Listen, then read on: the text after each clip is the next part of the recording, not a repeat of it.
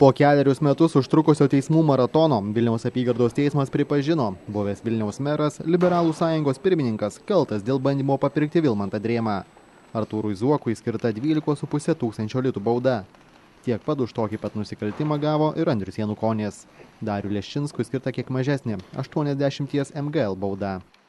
Dėl neteisėto Drėmos laisvės atimimo Zuokas ir Rubicon įmonių grupės atstovai išteisinti. Zuoko byla teismuose nagrinėta jau 6 kartą. Kaltinamasis nuosprendis priimtas 1 sykį. Artūras Zuokas žada šį sprendimą skųsti. Visas teismo procesas priminė liktai bandymą rasti teisėjus, kurie galėtų priimti neteisingą, o reikalingą sprendimą. Ir dabar išgirdome bandymą to padaryti, nes aš taip ir nesupratau iki galo teismo sprendimo. Priimtas tik tai vienas sprendimas – nubausti piniginę baudą už tai, kad aš bandžiau papirkti savo partijos narį, savo kolegą, bet to nepadariau.